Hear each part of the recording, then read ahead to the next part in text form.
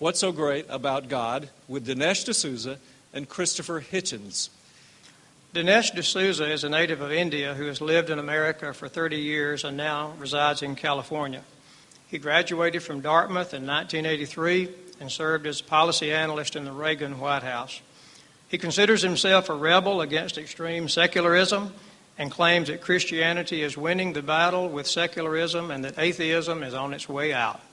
Christopher Hitchens was born in England and is now a U.S. citizen, having lived here for more than 25 years. Mr. Hitchens is an author, journalist, and literary critic. His education began early under the tutelage of Ms. Watts in Dartmoor and continued with a degree in philosophy, politics, and economics. Mr. DSouza will begin the debate with a 15-minute opening statement, followed by Mr. Hitchens doing the same. Thank you, Dr. Bishop. That was a very gracious introduction. In fact, I think I might have been the only guy sitting up here going, more, more, more. I am very pleased and honored to be here. I must say that I love the South, and I mean that in more ways than one. My wife is from Louisiana, and her name is Dixie. We now live in San Diego, and many people don't think that's a real name. But I'm delighted to be here in Mississippi, delighted to be crossing swords again with Christopher Hitchens and addressing the topic of what is so great about God. Now, here in the Bible Belt, you might feel that this is the Christian capital, you might say, of the world. But actually, it is not so. If you want a capital for Christianity in the world, you're probably better to look at Seoul, South Korea. Or you're probably better to look at a village in Nigeria or a favela in Brazil. The point I want to make here, and it's actually a very encouraging point for those of us who are religious believers, is that religion in general, but specifically Christianity, is spreading rapidly throughout the world. In fact, many people think Islam is the fastest growing religion in the world, but it's not true. Islam is the second fastest growing. The fastest growing is Christianity. Islam spreads mainly through reproduction, Muslims having big families. But Christianity spreads through reproduction and conversion. Now, this is a big surprise because just a couple of decades ago, when I was in college, we learned that the world is becoming inevitably more secular. There's a kind of inexorable tide away from belief in God and toward what the philosopher Nietzsche called the death of God, a completely secular society. And the idea was that as countries become more modern, more industrial, more scientific, more affluent, they will automatically become less religious. This was called the secularization thesis, or the secularization expectation. And the interesting thing is it has turned out not to be true. In fact, the only example of secularization that we can point to in a clear way is Europe. It's true, as Europe became more affluent, it did become more secular. But America hasn't gone the way of Europe. And in fact, if you look at the newly modernizing countries of India and China, you find that far from becoming less religious, they're becoming more religious. And in fact, Christianity is spreading very rapidly in countries where it previously had no footing at all. You have African countries that were 1 or 2% Christian 100 years ago, and now they are 50% Christian. So why am I telling you all this? Because it seems to me that one reason we are seeing this new atheism, a kind of attack against God, an attack against Christianity, is not because Christianity is losing, but because it is winning. 25 years ago, the atheists thought we can sit back on our rocking chairs and just wait. The world is going to move in our direction. But now they've realized that's not happening. We've got a counterattack. And so I think the belligerency of these books, the God delusion, God is not great, are a reflection of the fact that atheism has got to, you might say, go evangelical. And what I mean by that is we now have a new phenomenon in our time. You could call it missionary atheism. The atheist actually wants to get out there and make converts to his or her cause. Now, what's my complaint about all this? First of all, I want to say that in this debate, my idea is to defend Christianity, but without appealing to any Christian premises. In other words, I'm not going to be citing the Bible. I'm not going to appeal to Revelation. You might almost say I'm going to debate with one hand tied behind my back. But why? Because ultimately I want to engage the secular critique on its own ground, which is on the ground of reason. So our debate will be conducted by discussing history and philosophy and science and politics, but at no point am I going to appeal to any kind of Christian revelation. I'm going to appeal, as Christopher Hitchens claims to, on the ground of reason alone. And one of the complaints I want to make is that the atheist today is actually neglecting the huge influence of God, but specifically the Christian God, in shaping the values of our society, even the values that the atheists care about. Let's set aside for a moment Christian values. Let's just look at atheist values. Values like the idea of the individual, or the right to dissent, or the idea of toleration, or the equal dignity of women, or the idea of compassion as an important social value, the dignity of life, and so on. The importance of science, which a lot of atheists will champion as their cause.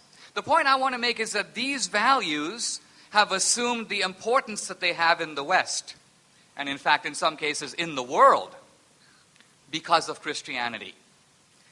Take, for example, the ideas behind the Declaration of Independence. All men are created equal, and out of that comes this entire catalog of rights. And yet Jefferson, who was not a particularly devout Christian, Jefferson generally tended to read his Bible with a friendly pair of scissors, cutting out passages that he didn't like so much and so on. Didn't like the miracles.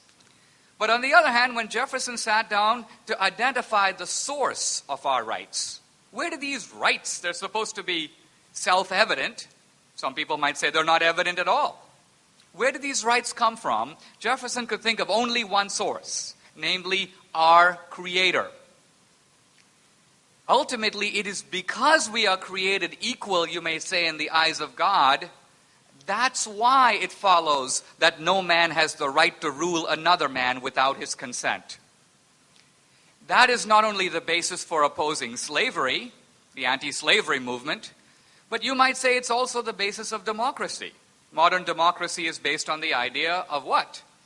No man or no person has the right to rule another without consent. Not only have our political ideas, not only do they derive from Christianity, from Jerusalem, you might say, Christianity, and in some cases Judaism before that, but even science has its roots in Christianity. Now, some people will dispute this, but if you think about it, ask yourself this question. We've had all these cultures in the world, and yet modern science, the scientific method, what Whitehead called the invention of invention, that occurred only in one civilization, namely Western civilization. In fact, it occurred only in the civilization historically called Christendom. Why is that? Why did science develop here? Aren't there smart people in other cultures who also wanted to figure out stuff? The truth of it is, science developed in Western civilization because it is based on a Christian assumption. And what is that Christian assumption? It's the assumption that nature, or the universe, is intelligible. In other words, that nature follows predictable laws. Now you might say, well, that's kind of obvious, that's what science is based on. But if you think about it, it's not obvious at all. Why should nature be lawful? In Christianity, the idea is that we have an omniscient or all-knowing God. So yes, he made a rational universe. We have God who is a lawgiver. He gave us the 10 Commandments, the moral law.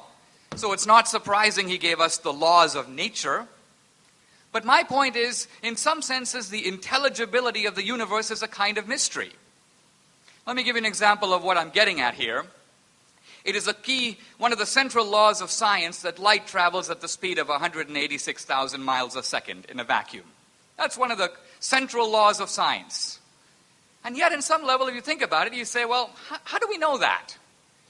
We can measure the speed of light. You can measure it 1 time or 10 times or 1,000,000 times. Who cares? How do you know that in a galaxy 10 light years away, light travels over there at that speed? Has anybody measured it over there? No. We're simply guessing that because light is measured traveling at a certain speed over here, it must travel at the same speed over there. And not only that, but we assume that light that travels 10,000 years ago or even 5 billion years ago, light also traveled at the same speed, although there's absolutely no way to verify that. So how do we know that? We're assuming a lawful cosmos. Now again, when you go to other cultures, you see right away how this assumption is immediately called into question. The great Muslim thinker Al-Ghazali says, human beings can follow laws. If you're driving on a street, you see a stop sign, you stop. But that's because we are intentional and purposeful agents. He says, how can inanimate objects follow laws? How can an electron know what to do? And Al-Ghazali says the whole universe exists in the mind of Allah. Everything happens at every second because Allah wills it to be so. There's no other way it can happen. The point I'm trying to get at here is to show that it is only in Western civilization, it's only in the orbit of Christianity that we have this idea of a rational, intelligible, lawful, mathematical universe. And while people often talk about science as opposed to Christianity, if you were to make a list of all the great scientists of the last 300 years, a list that would surely include people like Galileo and Copernicus and Kepler and Leibniz and Pascal and Boyle and Newton, you'll discover that the vast, vast majority of these scientists not only believed in God, but most of them were specifically Christian. So Christianity, in a sense, is the author not only of many secular values, but also of the science that is today invoked against Christianity. I've spoken a little bit about the legacy of Christianity. I have a lot of material to cover and my time is so limited, so I need to adopt the motto that King Henry VIII used with one of his wives. He said, I can't keep you too long. So I need to fast forward a little bit. And now I want to talk, if I may, briefly about morality. And I want to try to show that one of the things that's great about God is God ultimately is the moral lawgiver of the universe. The first thing I want to show is that morality is universal. This is very obvious. We all have, if you can. By the way, some people think we get our morality from the Bible, but that's not strictly true. I tried to remind myself when I first read the 10 Commandments, did I read the 10 Commandments and say, oh, let me see, stealing is wrong. Wow, unbelievable. I had absolutely no idea. Killing is wrong. That's another big surprise. No, the truth of it is when I read the 10 Commandments, I already knew them. I already knew. The 10 Commandments is not an inventor of morality, it's a codification of it. Really, morality is the voice within, what Adam Smith calls the impartial spectator inside of us. And all of us have morality. I was speaking on the campus the other day, I said, look, if we were to bring a little dog into this room, and Christopher Hitchens were to get up and start stomping on it, there would be a tremendous wave of revulsion throughout the room. And someone in the audience shouted, well, what if it's a cat? I said, well, then we'd all be equally entertained. But nevertheless, the point is when we acknowledge within us the existence of a moral law, remember that law cannot come from nature. And here's why. Nature is simply a description of what is the case. Nature is a description of reality as it is. Morality is a description of reality as it ought to be. And that's two very different planes of existence. The way things are and the way things ought to be. Nature supplies the former, but it does not supply the latter. So what is the source of morality? Where do we get this little voice of conscience inside ourselves that seems to speak with unimpeachable authority? I mean, we can dispute our conscience. One of my friends says, I'm always wrestling with my conscience and I usually win. But what he's trying to say is my conscience is an acknowledged authority. I might not go along with it, but I don't dispute the unimpeachable power of what it has to say. And my point is, what is its source? I think it makes more sense to think of conscience as transcendent, which is having, you might say, a non-natural or, I would say, supernatural source, than to try to account for it in natural terms, which is simply to confuse the way things are with the way things ought to be. I now want to turn to an argument for the existence of God and for belief in God that I think we would do well to consider, particularly if we are not strong atheists, but you might say sitting on the fence. Or we're Christians, but we're not really sure why we believe what we do, whether it makes sense. I want to conclude with an argument that was raised by the philosopher Pascal. And Pascal makes the point, how am I doing on time? Fine. Pascal makes the point that in life, we have to make decisions even though we don't always have full information. Years ago, when I got engaged to my wife, I said to myself, I don't think I should give her the ring. Why? Because I'm really not sure what life with this girl is going to be like for the next 40 years. I don't know. I'm an agnostic. So what I should do is wait. I should wait for the data to come in. But then I realized even if we date for another year or 5 years, I still won't know. I believe your time is up, Mr. DeSouza. I'll pick this up in my rebuttal. Thank you very much.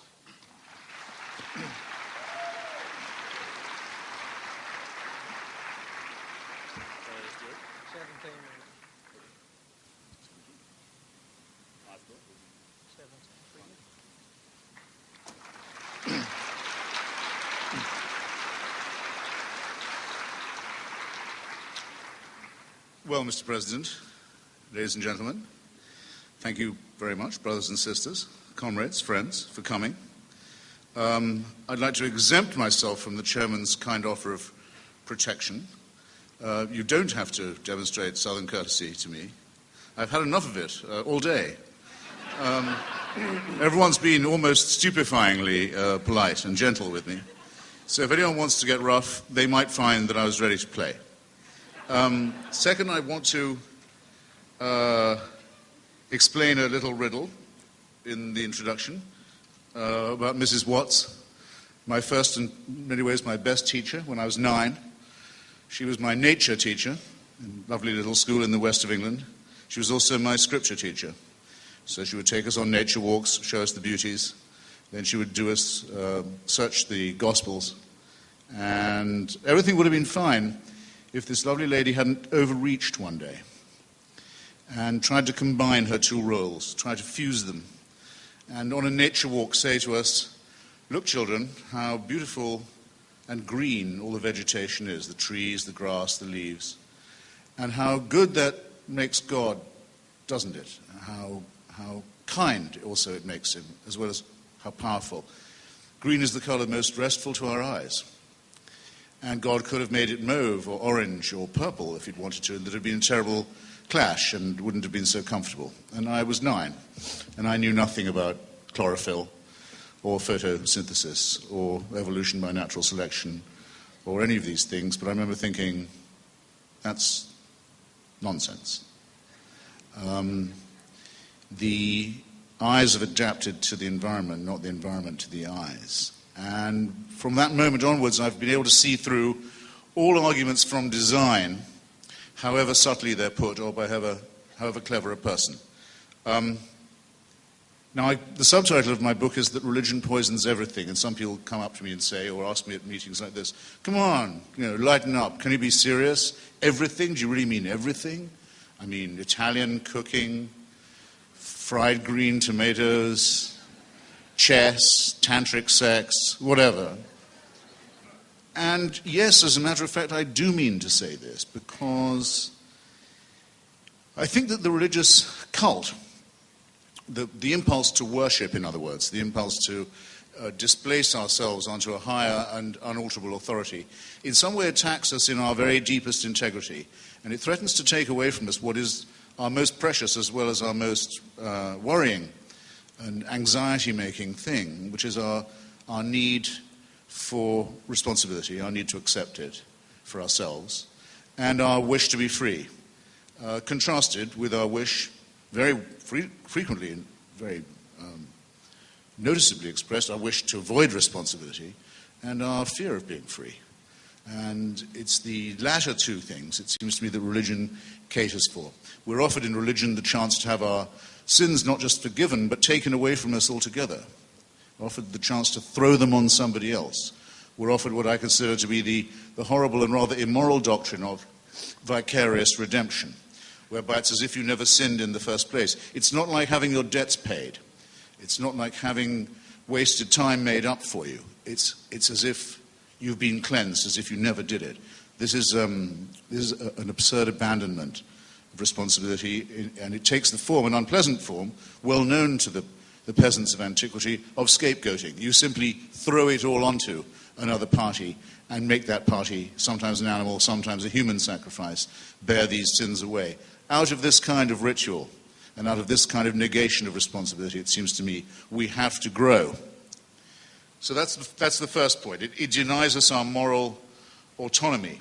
It is said that we need God for morality, or perhaps I shouldn't caricature my opponent's position. It is said that without some appeal to the divine, to religion, we would not ourselves be able to tell a right action. We wouldn't know how to ground ourselves ethically. We wouldn't know right from wrong. We wouldn't know precisely how to make the distinctions. I believe the contrary is the case.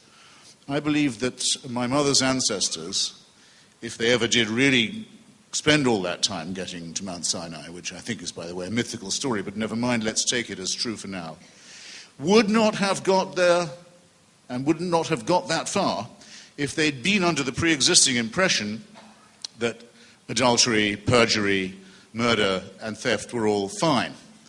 It's rather from religion, from us, from human solidarity, from the knowledge that all societies have, that they cannot possibly evolve if they countenance murder or perjury or theft. That religion takes its morality. The stuff that's in the Ten Commandments, Dinesh, that isn't to do with human morality is often highly immoral. For example, it's forbidden even to covet other people's goods or achievements. And by the way, among their goods are included their wives, their womenfolk, who are lumped in with chattel, which goes to show that these commandments are created by men and not by gods. They're created by the agricultural and masculine values of the time. It's not a small point.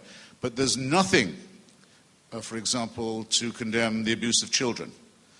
There's only a vague demand that parents be respected. After all, this is coming from, apparently, a father. There's nothing against racism. There's nothing against slavery. There's nothing against genocide. Partly because in these and ensuing chapters, all those things, racism, genocide, slavery, are actually going to be not just recommended, but enjoined, made an actual injunction on the children of Israel. They're going to be told to do these things. So it seems to me very obvious that what is known as religious morality is partly man-made, and it shows. It shows that it's made by a greedy and cruel, partly evolved, fairly highly evolved, let's not run ourselves down too much, primate species that turns out on examination to be, as we now know, 1/2 chromosome away from a chimpanzee. Well, the other objection, and it comes out of this one, is that religion gives us a false picture of moral reality. If it were true that religion was the source of morals and ethics, then you'd have to be able to answer the following two questions that I'm going to pose to you, and take your time to answer them, and we have plenty of time to discuss this when we move to the public phase of this evening. You have to name for me a moral action committed or an ethical statement made by a believing person, by a person of faith, that I couldn't make as an unbeliever. Okay? I've challenged the Archbishop of Canterbury on this in public, and many other spokesmen of many religions. I've not yet had a persuasive answer. You have time. Think of something I can't do that's moral, or I can't say that's moral or ethical, because I'm not a believer. Take your time. Now there's a corollary question.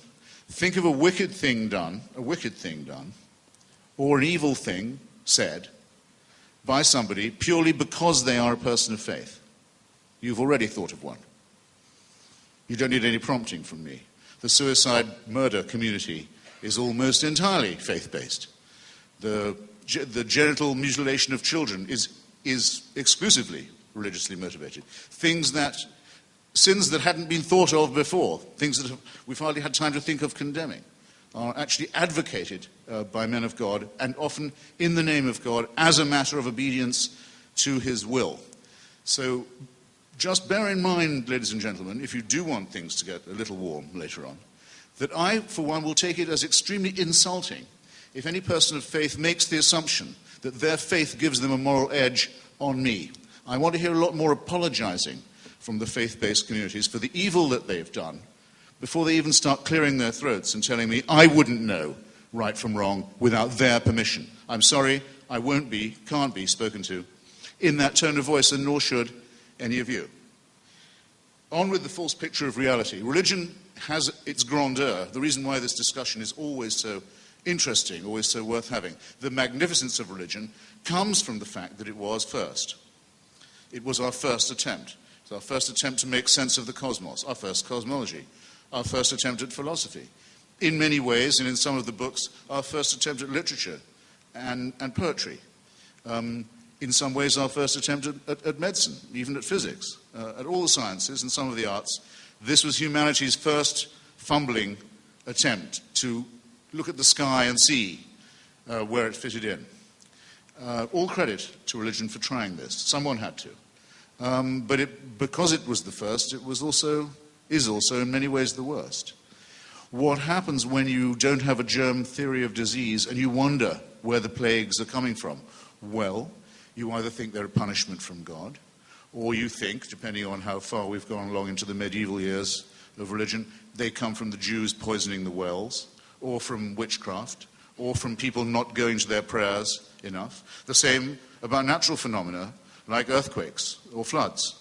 There must be a supernatural explanation for things that, of course, we now know can be much better and more accurately explained for us. So the fact that we are still burdened by the false picture given of reality and of nature by religion is, I think, not the smallest of the indictments against it. You still hear, at times like Katrina or the Pacific tsunami, you will still hear men of religion, including in civilized and advanced and educated countries such as England, the bishops saying, this is because of sin that there is an inundation. And out of this, it seems to me again, we must teach ourselves as developed humans, evolving humans, to grow. There are essentially two choices once we've got past the fearful childhood of our species and the terror with which we had to face reality in those days. We can either say of ourselves and to ourselves that we are here because of a divine design, or we can admit that we are here because of processes we don't fully understand, but that are cosmological in the first instance, the Big Bang, and Darwinian, to give it a shorthand, the consequence of evolution by natural selection and random mutation in the second. Now, it's an interesting thing that religion now wants, having fought very strongly against cosmology, having fought against any discovery that threatened the idea of a man and God-centered Earth that was itself the center of the solar system, that was itself the center of the universe, and having fought very hard and still fighting against the idea of evolution by natural selection. The great thing about being religious is this: when the evidence against you becomes overwhelming, and you can see the amazing intricacies of the Big Bang and the extraordinary matter of the Hubble red light shift and the things we can now see through Mr. Hubble's telescope, and when you see the extraordinary variety of species, religion says, come to think of it, that is true. In fact, it shows that God was even more ingenious than we had thought him in the first place.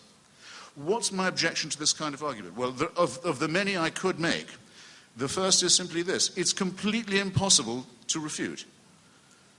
Because every time any new evidence comes to light, it's claimed for, it fits with what with the unoverthrowable theory that we already had. Some of you will have been taught already, I hope, that a theory that can be described as unfalsifiable is to that extent a very weak theory. And that seems to me to apply with overwhelming force to the religious or godly explanation of our presence here and the natural phenomena around us. I can imagine, a little pressed for time. Can you give me a rough idea? Okay, that's not long. I'm going to be very quick and say what I've been implying, and I was going to lead up to a bit more slowly, which is that this referring upwards of these questions of responsibility, of freedom, of inquiry, this referring upwards of them all the time to a celestial authority is, in my opinion, as well as futile intellectually, potentially very sinister, because what it suggests is that we are governed by a kind of celestial dictatorship, by an unanswerable to unchangeable authority in the sky that can watch us, keep us under permanent surveillance, keep us permanently under watch, can convict us of thought crime, can guard us while we sleep, and that carries on this process of surveillance and supervision even after we are dead. It seems to me this would be a horrible thing if it were true. It would be worse than any known tyranny has ever been. But that in itself puts me in mind of something, which is that most of the tyrannies under which humans have labored in the past and continue to labor under in the present have in their essence been theocratic. Because once you can give to any other group of mammals and primates, any other group of humans who are essentially no better than you, the right to say that they speak in God's name, that they know God's will, that they have God's authority and God's permission, then there is no limit to the kind of totalitarian misery that can be inflicted on you in the real world, in the very few years of existence and life and potential freedom that we absolutely know for a sure thing we do have, that are not part of the metaphysic, but that are our common property, are our birthright. And this has been true since the early theocratic tyrannies of the Aztecs, the Babylonians, through to the idea of the tyrannies of feudalism and monarchism against which the American Revolution was mounted, to many of the terrible 20th century tyrannies, fascism, Hitlerism, the South African system of apartheid, which was a branch entirely of the Dutch Reformed Church and its belief that there was a divine mission on their side, the Islamic Republic of Iran, which is shortly to get its own apocalyptic and Armageddon weapon, and other threats which make me think, and I'll rest my case here and wait for rebuttal, make me think that the battle against the religious illusion is part of a very important battle, not just for human emancipation, but actually potentially, if not really imminently, also for human survival, and therefore a battle that we dare not lose. Thank you.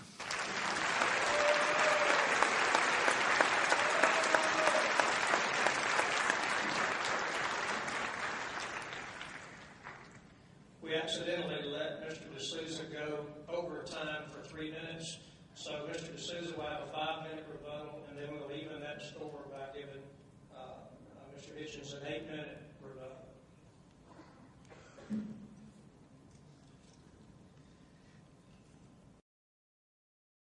I must say that in Christopher Hitchens, as you heard, we have a formidable advocate for atheism. I think one made even more formidable by his impressive Richard Burton accent.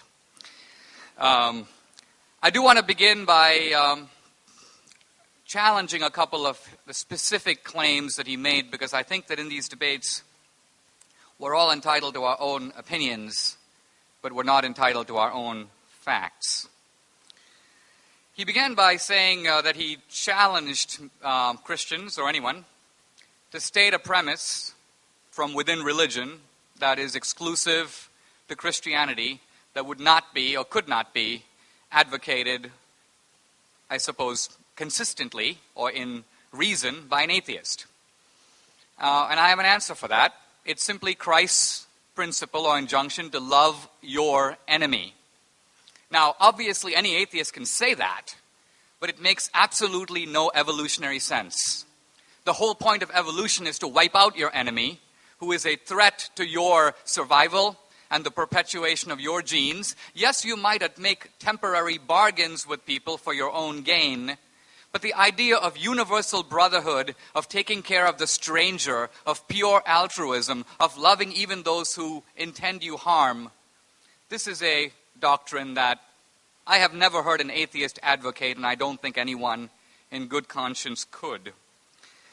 Christopher Hitchens also said that suicide bombing is a religious patent, and that is actually not true. The most notable of the suicide bombers of the last century were the Japanese kamikazes, who were doing it not for religious reasons at all, but because of political dedication to the emperor, and you may say a kind of Japanese chauvinism and nationalism to win the war. It had nothing to do with religion. The Tamil Tigers, who are the inventors of the modern form of suicide bombing, happen to be Hindu, but their suicide bombing has nothing to do with that. It's ultimately driven by nationalism and tactical moves in a way to gain territory and power. So an attempt to simply take these actions and ascribe religious motives, even when none are present, I think is a little bit dubious. Even if you look at religious conflicts around the world, the Hindus and the Muslims aren't really fighting about religion, they're fighting about Kashmir. The Israelis and Palestinians aren't really fighting about God, they're fighting about land. So there's an effort here to blame religion for things that often have little or nothing to do with it. Then Christopher Hitchens gave a very memorable example of his teacher talking about why we like green stuff like pastures and blue stuff like oceans. And his own ingenious observation is that we have adapted to nature and not nature to us. In those two rather pathetic examples, I think his logic holds. But if you go further, you see that his teacher's argument is completely valid. Let's say his teacher would have framed it somewhat differently. Not that we happen to like green pastures, but aren't we fortunate to live on a planet where the sun is 8 light minutes away? If the sun happened to be further away, it would be too cold to sustain life. If the sun happened to be a little bit closer, we would scorch to death. Or isn't it lucky that in our constellation we have a large planet strategically placed like Jupiter, which vacuums up wandering asteroids and meteors and prevents large lethal objects from hitting the Earth? There's a whole scientific literature on this. Now, this has nothing to do with Darwinian selection. It is simply ludicrous to say that the evolution, that because the dog and the wolf has a common ancestor, it has nothing to do with that. We're talking about the conditions that made evolution itself possible, the conditions that make it possible for life itself to exist on this Earth. And then if you say, well, we just happen to live on a lucky planet, no big deal. There are billions of planets and stars out there. The truth of it is the universe requires certain numerical constants for life to exist. The physicist Stephen Hawking, in his book A Brief History of Time, gives one very revealing example.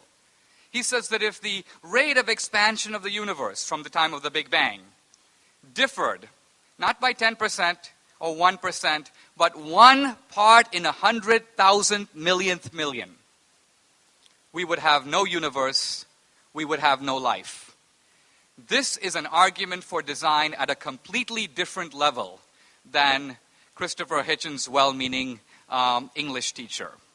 It's an argument that says that not just our planet, but the entire universe has to be as big as it is and as old as it is in order for us to be here having this conversation. This, I think, is an argument that needs to be answered, and I'll wait to see whether it is. I want to make a final point in my time about my own time. My time is up. Thank you very much.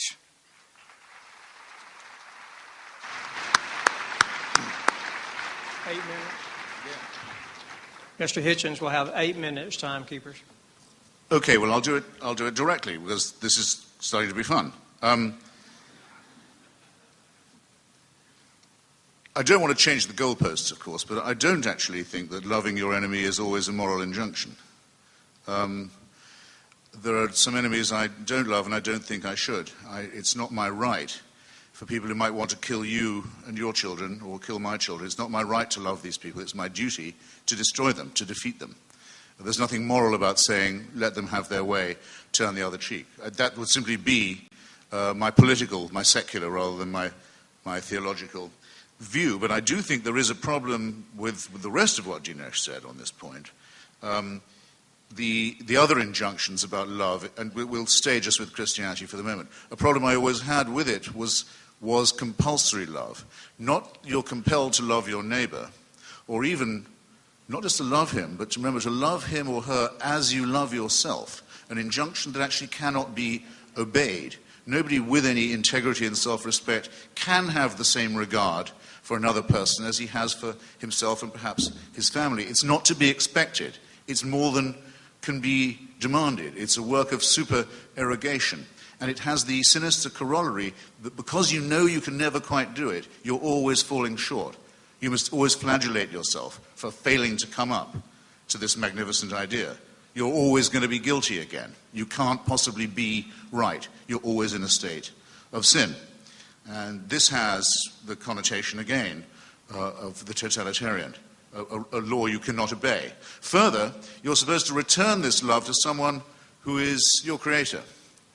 And you're told, in addition to being compelled to love this person, you must also fear him.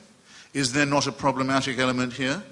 Compulsory love for a being, a supreme being, of whom you must also, at all times, always be in fear. When I think of this, the image I get is of George Orwell's Big Brother in 1984, where adoration is extracted from people who are in a state of holy terror. It doesn't seem like morality to me. Now, the so-called golden rule, that we should have the same consideration for others that we expect them to have for us, is a very fine rule in its way. It has a limitation I'm about to mention, but it's a decent enough rule, and and it's not hysterical, and it's not totalitarian, and it doesn't demand the impossible of people. Don't do to another what would be repulsive if they did it to you. We know that was said by Rabbi Hillel long before Christianity, Babylonian rabbi. Something almost exactly in that form of words also appears in the Analects of Confucius. So it predates monotheism altogether. Some such idea is obviously innate to us. It's commonsensical. The limitation, I'll just mention it conversationally, is it's a rule that's only really as good as the person who's uttering it. The person who's uttering it must be a person of average moral character, because there are many people. Let me think of an example. Well, Charles Manson, for example. It's ludicrous for me to say of him that I don't want anything done to him I wouldn't want done to myself. Obviously, I want different things to happen to Charles Manson. I don't judge it by what I think I'm entitled to. So the rule is in danger of becoming tautologous and of breaking down. And that's why I don't think that there are, in that sense, religious or moral absolutes. And why it never makes any sense to say that we wouldn't know right from wrong if we couldn't refer it upwards to the unseen celestial core. There will always, unfortunately, be ethical and moral approximations, and that's part of the curse of our mammalian condition. Now, I deliberately did not say that suicide bombing, I think the record will show, was an exclusively religious monopoly. I said it was almost exclusively a religious monopoly, because I know myself about the Tamil Tigers, and I agree with what Dinesh said about that. I said the genital mutilation of infants community was exclusively religious. But if I'd been going to make an exception on the suicide murder and suicide bombing one, I wouldn't have chosen the Japanese kamikaze. After all, their emperor was a god in Japan. Japan was one of the most completely theocratic of the three countries that made up the Nazi-fascist axis. The emperor was, until he renounced his divinity, rather conveniently in 1945, a god. So anyone committing a kamikaze action was doing it to please the divinity. Just a point I don't think that is negligible. How much time do I have about Jupiter protecting us from meteors? Oh, that's all right. Well, we wouldn't be here if meteors didn't come smashing into the Earth at fairly regular intervals. It's almost certainly only because of a titanic meteor strike, probably on the Yucatan Peninsula, that the dinosaurs got out of the way and the hitherto small, squeaking, frightened mammals that had been under their hoofs were able to evolve a bit and get on with becoming human. But if you're going to say that that physics and evolution are evidence of some divine design, here are some of the difficulties that you're going to have to face. First, whether or not there used to be nothing and there's now something, and that something is the miracle, however we resolve that, we do know one thing for absolutely sure. Our something is very soon going to be replaced by nothing. The Hubble red light shift, some of you will know about it, used to postulate that the Big Bang means that we're exploding away faster than we had thought from the original source. That matter is flying apart, the observable universe is flying apart much more quickly than we had thought. It was then thought for Newtonian reasons, well, that's going to slow down. The rate, at least, will slow down. The recent discoveries by a great physicist named Lawrence Krauss have shown to the contrary. The rate of expansion is actually increasing. In other words, very, very, very soon, it won't be even possible to detect the red light shift anymore. So a lot of nothingness is coming our way, and if that wasn't enough, the Andromeda galaxy, which can be seen almost by the naked eye in the night sky now, is headed directly on collision course with our own. That's some design, isn't it? Of taking our own tiny little suburb of this magnificent cosmological city, our negligible little suburb, just our solar system, for an example, of all the planets in it, all of them but ours, are either much, much, much too hot or much, much, much too cold to support any kind of life. And of our own planet, huge tracts of it, the same can be said, either too hot or too cold, and on a knife edge.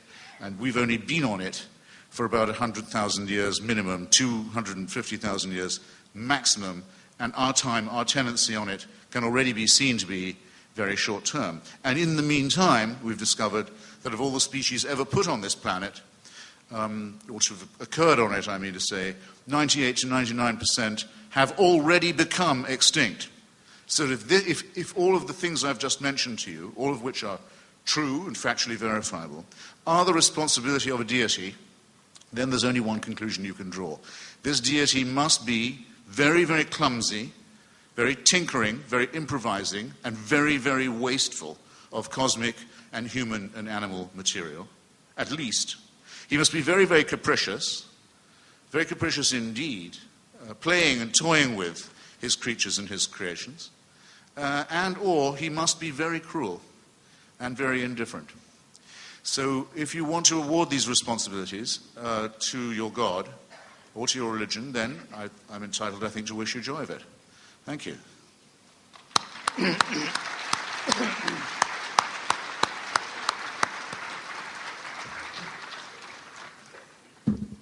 Okay, we begin now the 15-minute head-to-head session, and Mr. Hitchens will begin by questioning Mr. DSouza. Oh, I thought it was the other way around. I believe we let him start first, so we're letting you start the head-to-head first. I was about to say I'm not ready, but that's not quite true. You want me to go first? No, it's perfectly all right. Okay.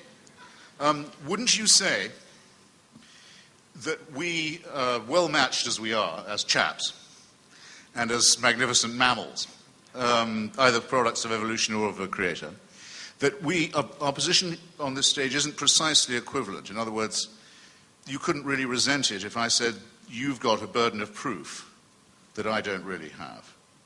Because it's not just a matter, is it, of saying there might be a force, a life force, an originating force, which I can't obviously disprove. But you have to show that there's a force that actually cares about humans, intervenes in human affairs, cares which country wins a war, perhaps, even which party wins an election, who knows, but perhaps answers prayers, takes an interest. In other words, there's a big gap between deism, the idea of a god, and theism, the idea of a religion that can propitiate a god and can know what he wants of us. Well, I would agree, in part, as upholding the affirmative in any debate, what's so great about God, I need to show what's great about God. Now, it's true that our topic is huge, and if you want to go into issues of why there's suffering in the world, or why do we believe in the Christian God, why Jesus and not, say, Baal or Allah or Krishna, then we've got to go into each topic, but they are a little far afield perhaps for this debate, although I'm happy to jump into them. So I won't assume the burden of proving all those things. I'll assume the burden of proving the resolution of what's great about God, and then if you want to pick particular aspects of it, I think we'll have to engage on those specifically. Well, I mean to say, perhaps I'll try and rephrase it a little, that I see no reason to believe in the existence of any supernatural dimension, either cosmologically or on Earth or in human life. I can live without it, and in fact I think everyone does live without it, whether they believe in it or not. You clearly don't think that, but you also think that salvation is attainable by this. It's not just a matter of proving that there might be a supernatural dimension, but that if you believe in it in the right way, your sins can be forgiven, you can be saved, and you can have an afterlife, a blissful one, that will go on forever. Now, don't you think that's quite a high burden of proof? Yes, but I think that a lot of those things flow out of the premise of God. For example, there are a lot of things unbelievable in themselves that are completely believable if you posit God. For example, miracles are, if someone were to tell me, I know a way to make my hand grow twice as long, I would say that's preposterous. On the other hand, if he told me that there is an all-powerful, omnipotent, supernatural being ruling the universe, and if I pray to him, he has the power to make my hand grow long, that becomes less unbelievable, doesn't it? Not to me, no. No, because, well, but once you concede the premise, if you thought there was a supernatural being, you don't think he could do it. No, but both claims are equally absurd. No, but right. So then you're essentially giving me a false burden, because you're saying, Dinesh, not only do you have to prove the existence of God, you've got to prove these 10 other things, even though if I prove the first thing, all the other 9 would logically follow. You may not accept the first one, but you can't pretend like I need independent proofs of the other 9. Well, no, I'm just simply saying I don't think theism does follow from deism. In other words, you get to the point which Spinoza arrived at and Einstein arrived at, and many other scientists and philosophers have arrived at by saying, well, there's enough harmony and majesty in all this for us not to be able to say or even want to say that there may not be a hand at work somewhere. But you can't get from that to a personal God whose mind you can know, whose will you can obey, whose help you can enjoy. Well, I would agree. All your work is still ahead of you, in other words. I think that deism is a form of theism. It is theism light, you might say. I wouldn't put Spinoza on that category. He was more of a pantheist. Yes, okay. On the other hand, I think that deism does posit a supernatural creator, but somehow makes him an absentee creator. He started the clock, and then he stepped back. So it's a little bit of an idea of a lazy God. It's not my idea of a God. But on the other hand, deism may be one way to start on a full proof of theism. Then, okay, fine. Then let me ask you a related or subsequent question. Given the number of gods there have been, you touched on, you've named some of them, Baal, Dagon, Thor, Artemis, anyone could come up with quite a long list. H.L. Mencken once got the list up to something like 10,000, the gods that we know have been worshipped. It seems to me that we have 3 possible alternatives. Let's not even say possible, thinkable alternatives. One, that all of these are false. In other words, that the proposition God made man in his own image is exactly the wrong way around. Instead, men made many gods in their own image. So either they're all false or they're all true, which, as I say, is only just thinkable because it's obviously nonsensical, or only one of them is true. And actually, if you chose that to be Christianity, you'd have to say, if you were a real Christian, it seems to me, only one version of that Christianity is true, because many of those are mutually incompatible. Now, do you really think, given the odds and given the scope and the scale of it, that the third answer can be the correct one? Not only do I think it can be, I think that you can give reasonable grounds why it is. See, I think the strength of this argument or the lack of strength of it can easily be seen by purposes of an analogy. If I were to say, if we look at the ancient world, you have a number of philosophers, Thales, who thinks everything is made of water, and Heraclitus, and Parmenides, and Democritus, who thinks you have atoms.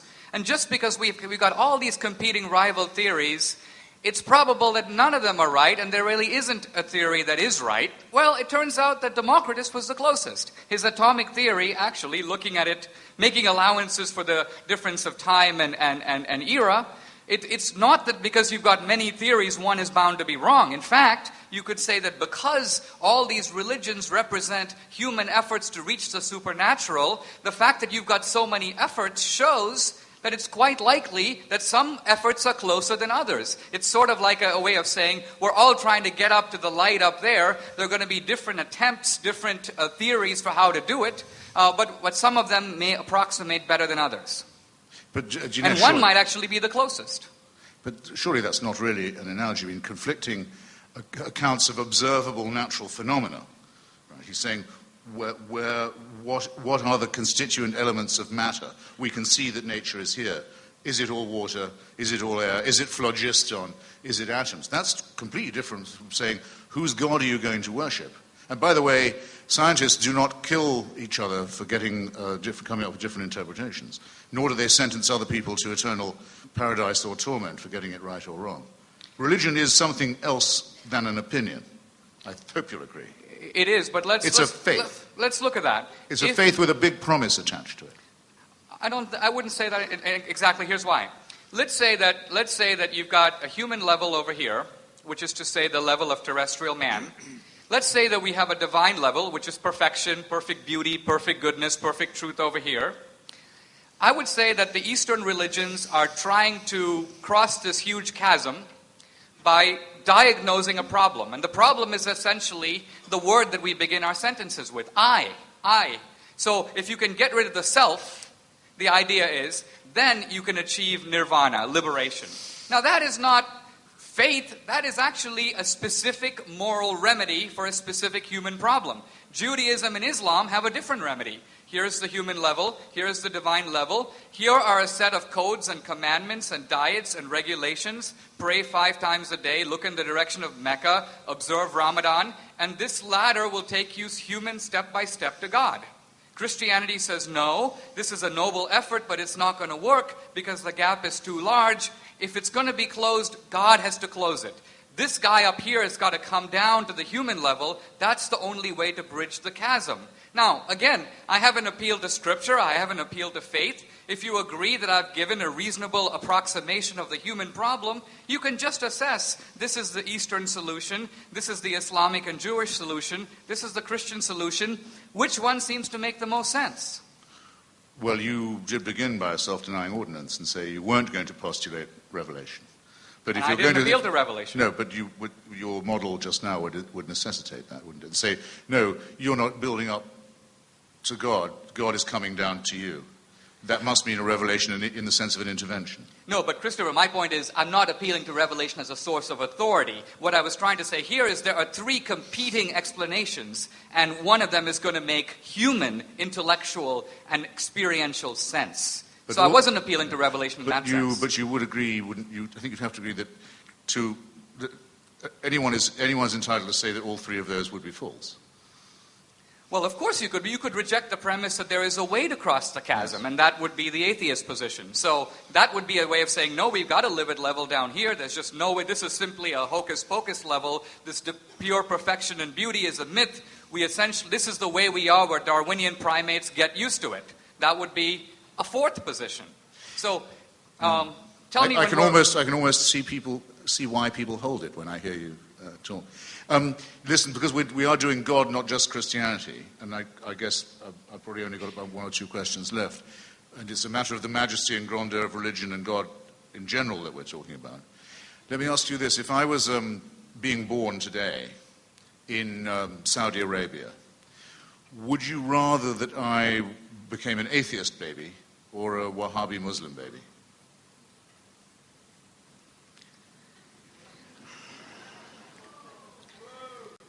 This is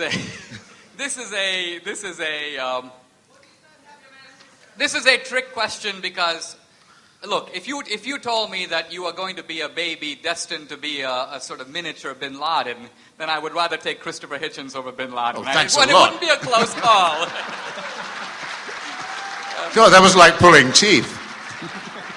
No, I was just hesitating because I don't want to write off the entire Muslim world as potential suicide terrorists, even in the infant stage. Hey, here's a Muslim baby, but it's worth less because it's going to, I think that's too harsh.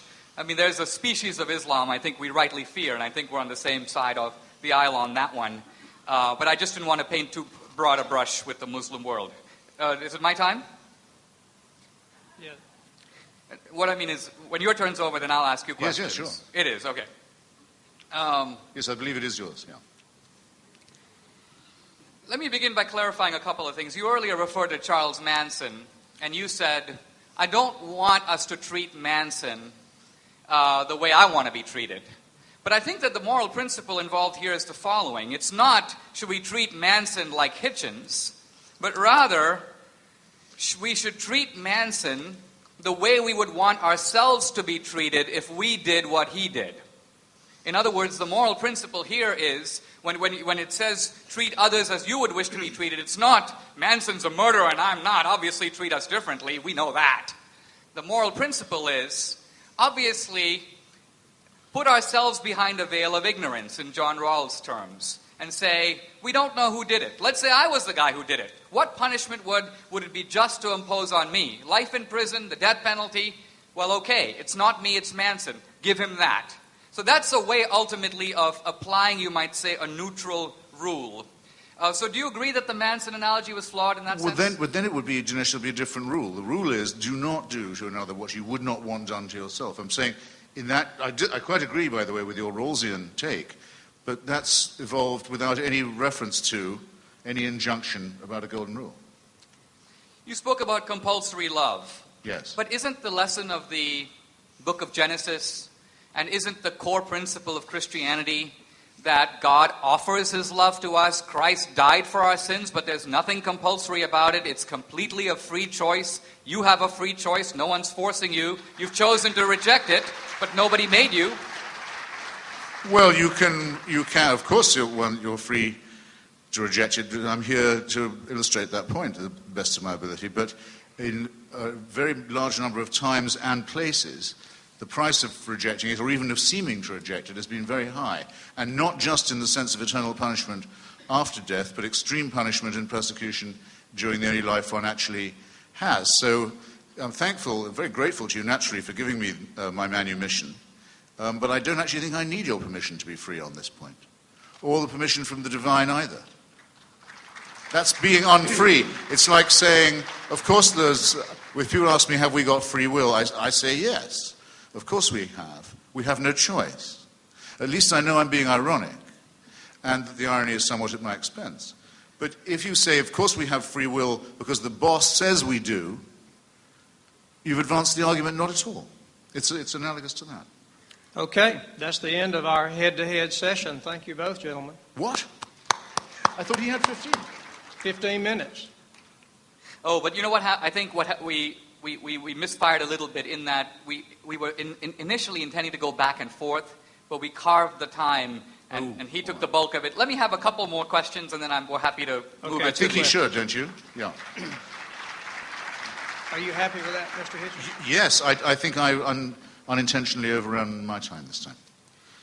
Sorry.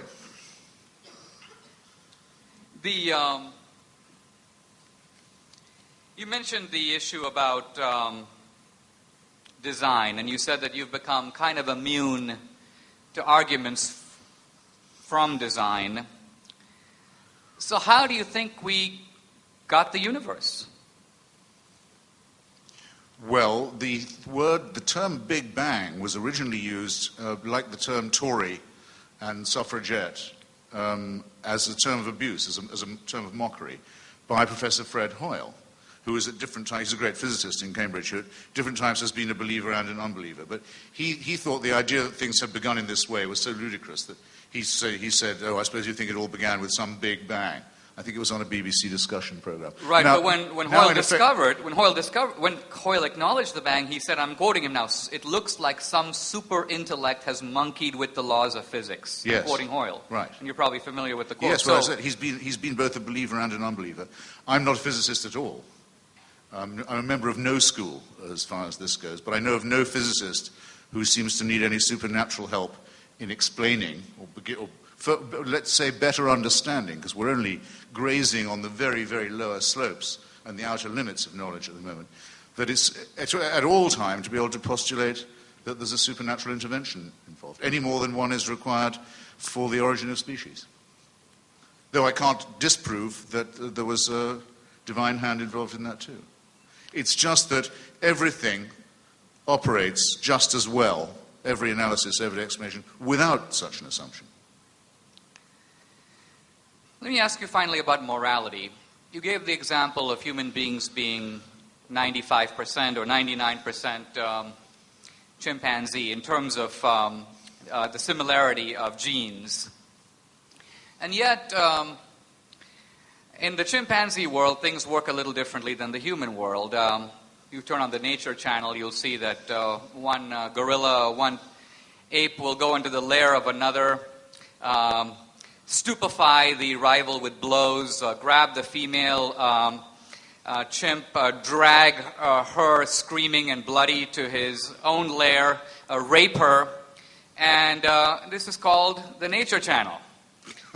Now, on the other hand, if you came to my house, stupefied me with blows, and did this to my wife, we'd all take a little different view of the matter.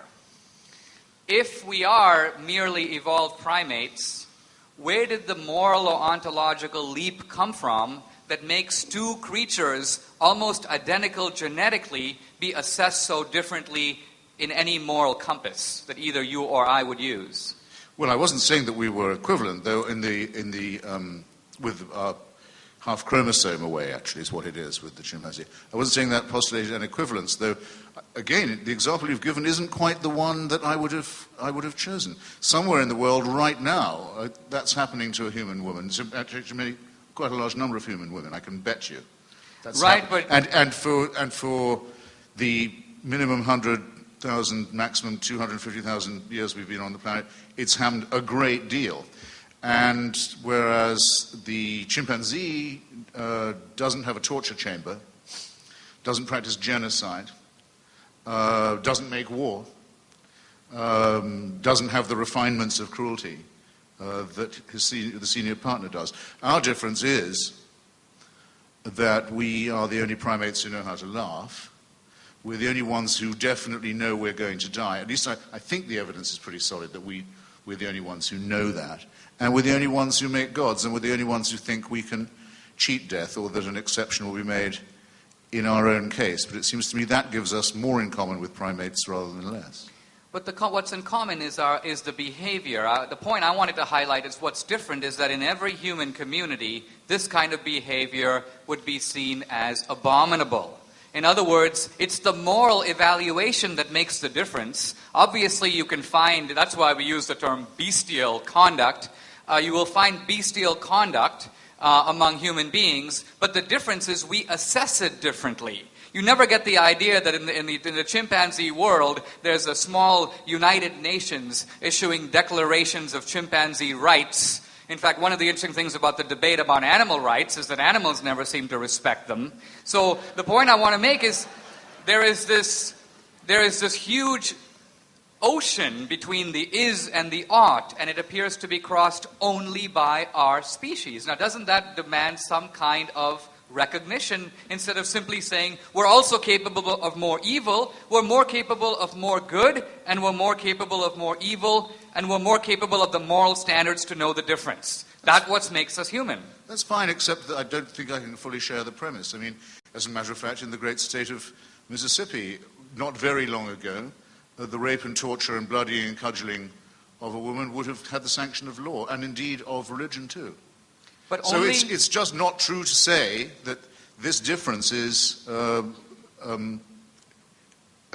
any criticism of my pointing out that these are our close cousins. I'll close on this point, but it seems that your exception proves my point. The only way that human beings can do that is by excommunicating the person you do it to from the human species. So in some senses, you've got to make the other person less than human or non-human to justify doing it to them, and far from being an undermining of morality, that's a confirmation of it. Fair enough. Okay.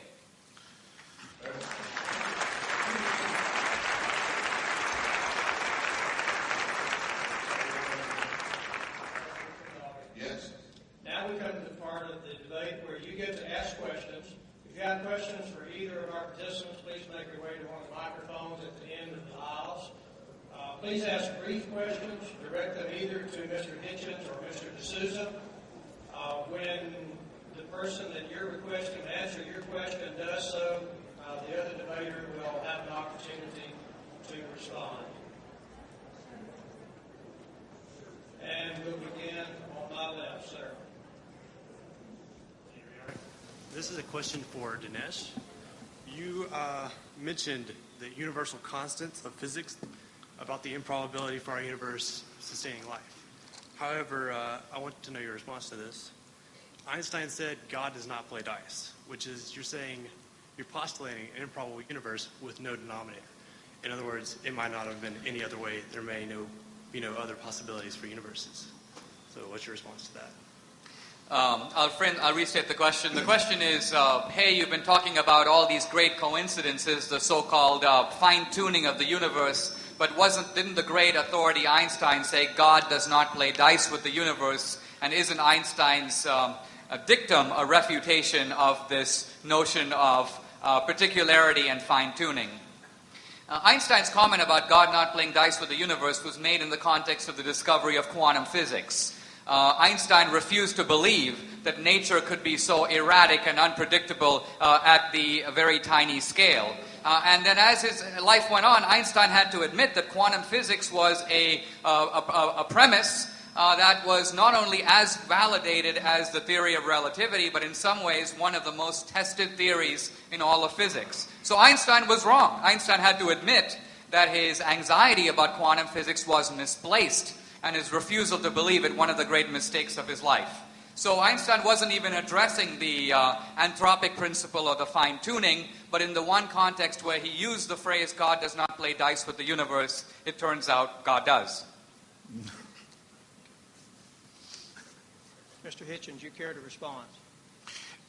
Einstein was he tried to avoid using the word God at all. He would sometimes use a sort of playful expression, the old one, and so forth. He tried not to personalize the question because he was so sure that you couldn't get from any speculation to a personal or intervening God. And though he was very often misrepresented on this point, if you're good enough to buy a copy of my portable Atheist anthology available at fine bookstores everywhere, you can see a very exhaustive anthology of Einstein's views on this question, which were determinedly non-theistic. Okay.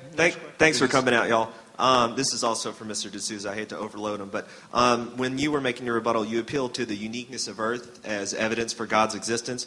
And I'm kind of confused. I don't see how a supernatural explanation that doesn't rely on scientific fact for its proof is any more likely or easier or anything than just chance. Okay. The question is, why posit a creator? Why not say chance?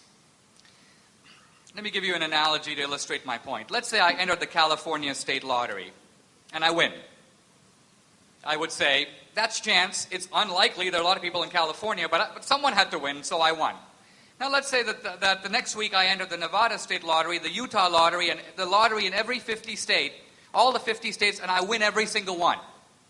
Then someone would say, well, that could be chance, but when you start multiplying the odds, human reason begins to rebel. So the point is, ultimately, chance is the preferred explanation when you are dealing with events that make sense by chance. I toss a coin, and I get heads. If I toss it 100 times, I should get close to 50 heads and 50 tails. Let's say I get 99 heads. You're going to suspect I rigged the coin. You will immediately write off chance and presume design.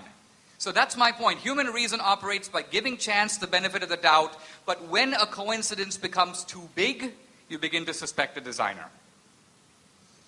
So how come 99.9% of all species on Earth have been already rendered extinct? What design is that? Or would you prefer, since that's such depressing news, to attribute it to coincidence? I'm not. First of Random, all, I don't think these species were unlucky.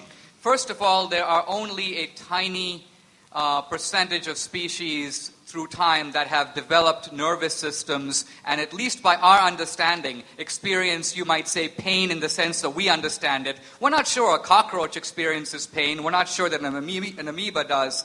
So it's true that a lot of species have been wiped out through geological time, but to pretend like this is some kind of a divine genocide, I think is to misunderstand the laws of biology. No, I wouldn't say it was a divine genocide unless you thought it was a plan. nothing remains to be explained if you think these events happen randomly. My point is, you're saying you think that the idea that you've got a lot of different species, one developing out of the other, you think that that refutes the idea of design, whereas to me it confirms it. If you have a few simple laws that are, you might say, not only, Richard Dawkins in his book, The Blind Watchmaker, says, isn't it amazing we have a watch? And then he says, nature is the blind watchmaker. And he goes on in the book to describe what could be called a watch factory, called evolution, that magically produces copies of itself, watches, and other things, which survive according to nature's laws. And so he finds a watchmaker factory, and he goes, this doesn't require explanation, this is due to chance. Wait a minute. If you have to explain a watch, you also have to explain the watchmaker factory. It's a rather ingenious device. Now, if you can say, Dawkins himself says that the original cell has more complexity than the Encyclopedia Britannica. And not even Darwin dared to suggest that the original cell has developed by evolution.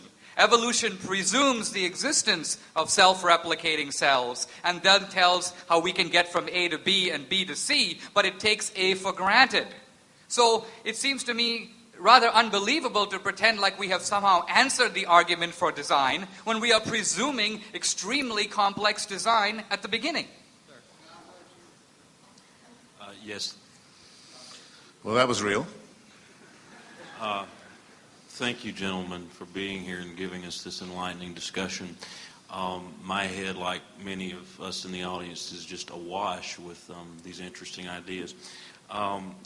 Nietzsche said famously that God was dead, and of course Freud, in a later sociological work called The Future of an Illusion, said that, like all illusions, religious belief would eventually disappear. As you've pointed out, Western Europe is an example.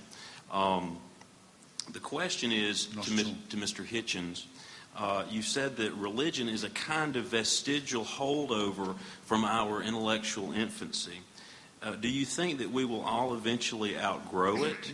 And why is the relinquishing of religion seem to be so slow and uneven, particularly in the States? A small correction. It's true Nietzsche said God was dead, and it's said by some that Freud said that God was dad. But it is not true that Freud said in The Future of an Illusion that it would wither away. Quite to the contrary, he said it was an illusion with a future.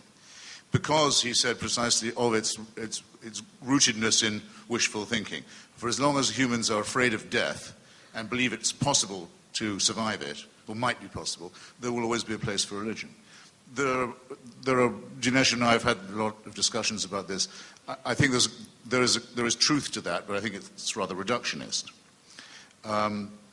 There's no reason at all to think that precisely because we are only partially evolved primates, that we will get over our fear of death or our need for worship and our willingness to believe in gods.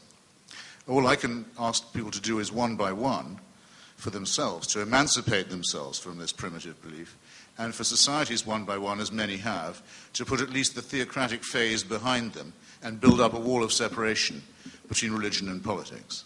And that's what I'm here to do. If I can offer a brief thought, there is a very strong evolutionary argument against Freud. In fact, evolution is decimating a lot of what Freud had to say, but I want to deal specifically with the idea of wish fulfillment. The thing to realize is that for surviving organisms, it is extremely expensive to hold illusory beliefs. And evolution counts against them. For example, imagine the case of two rabbits. Let's call them the survivor rabbit and the eternal life rabbit. Okay, and both are being pursued, let's say, by a wolf. The survivor rabbit says, I've got only one life to live, run like hell. The eternal life rabbit goes, yeah, probably I should try to escape, but I've got another life waiting for me that's even better than this one. In other words, the eternal life rabbit has the illusion. Which rabbit is more likely to get eaten? The point being here that evolution says that religion is expensive. Even in ancient times when people had less, they built pyramids and cathedrals and put the best calf and the best food away for the gods. This is non-Darwinian behavior. Those kinds of people should be expected to be wiped out from the gene pool, but they aren't. In fact, religion has a better survival value than atheism. That's why there are a lot more Christians in the country than atheists.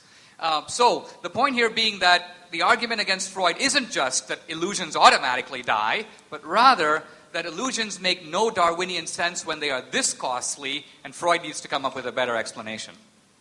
It's ingenious, but it doesn't allow for the retarding effect upon human civilization of superstition, slavery, genocide, human sacrifice, religious warfare, resistance to scientific and medical advance, and so forth, all of which can be chalked up with a great deal more accuracy, I might add, to the religious worldview. Okay. And which now that we're about to reach the point where apocalyptic weaponry is within the grasp of messianic parties and states, they may find that it's extremely counter-survival in a very alarming and immediate sense. Next question. My question is for Mr. DeSouza, and I'd prefer if you didn't go into a deep philosophical explanation, but just answered I'll try to give you a shallow one. The simple example. I just would like you to answer without going too deep. But why doesn't God heal amputees? Why doesn't God do what? Heal amputees. Why do people survive cancer but not regrow limbs? Why doesn't God heal amputees? I think this is a question that you might say presumes unbelievable. Christopher protested against it earlier, but it's unbelievable human arrogance. The human arrogance is this, that God is a kind of cosmic bellhop whose job it is ultimately to remedy all our sufferings. Maybe God created a universe which has many goods. Maybe God created a multiplicity of creatures which are in some senses good in themselves.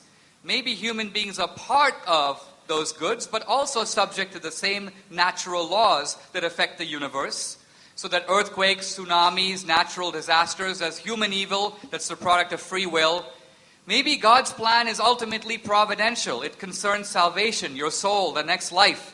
So even if God were to grow back your limb, you're still going to die. And what good is that going to do if you've got a long limb, but ultimately you die separated from God? So you may say that God has perhaps a little bit of better priorities than we do. Genius. Next question. In your first speech that Christianity, the hypothesis of Christianity is void because we change our story, so to say. Isn't that one of the main corollaries of the scientific method, that you change your theories with new data and adapt it so that it fits the evidence and not the other way around? I'm not sure I got the first part of your question. Yes, of course, that's the scientific method is to be always in doubt and to be always willing to test your own assumptions against new evidence. But that's completely different from the affirmation of faith. The affirmation of faith is a presupposition. I used to sit and listen to it being said, in order to believe, you must have faith in order to believe. There was nothing you could tell me in advance that if I could show it to you, would destroy your faith. It's evidence proof in that case. You couldn't have a bigger discrepancy between two ways of looking at the world than the religious and the scientific one. Let me support your point a little different way, though. I think what she's trying to say, and I would agree with her completely, is that we always talk about scientific progress. We judge science by its latest and most spectacular advances. We judge religion by, you may say, its oldest and crudest interpretations. And so we don't concede religion the chance to progress like science. I mean, I could attack science by saying, let's look at those early scientists who, when people got sick, would cut them open and start bleeding them to death. Let's look at the ridiculous theories of people like Thales, who lived in the 5th or 6th century before Christ, and that would be an indictment against science. You'd say, no, let's judge science by its best guy. Let's put up Einstein. But when it comes to religion, you don't concede the same progress, and it's quite possible that a religious principle, let's say the story of the Good Samaritan, the principle of help your neighbor, which is interpreted rather narrowly. In ancient Israel, it means that the Samaritan helps somebody outside his own tribe, but then through the centuries and through Christianity, this principle is universalized. So tomorrow, if there's a famine in Rwanda, that becomes my neighbor. very different than what the Jews would have said in the time of the Old Testament, but it's the taking of the religious principle and, in a sense, progressively developing it through time. Scientific progress, religious progress. No, but the people, I'm sorry, I know I'm trespassing on the audience's time, but the scientific method is precisely to say, let's look at Thales and let's look at alchemy and rubbish medicine, these other things, and gradually overcome them and transcend them and find further and better innovations. It's not to say they weren't trying to be scientific, they were. Your analogy just doesn't hold. Now, you'll remember his name, I've forgotten it for the second, but the physicist who first came up with the idea of the Big Bang was a Catholic, practicing Catholic at the University of Louvain in Belgium. Bernard Lemaitre. That's it. And he took his findings to the Pope of the time, Pope Leo, I think, who said, I think, Your Holiness, you should know about this. And Pope Leo took it in as well as he could. He said, it's very impressive stuff. He said, if you like, I'll make it an article of faith. I'll say that all Catholics have to believe this. Now do you see the difference between the scientific and the religious method? I think that's the best illustration that I know. Professor Lemaitre said, actually, no, Your Holiness, I don't think that would be quite the way to spread the word. But there you go. Okay, next question. Thank you both for being here. My question is for Mr. DSouza. If you wanted to logically demonstrate the existence of God to an 11 or 12-year-old, how would you do that? The question is, how would you make the case to a 12-year-old that God exists? And this is a very pertinent question, since I have in my house a 14-year-old daughter. And so we all have to make this case to our children, particularly now that we live in secular culture. You can't just assume it.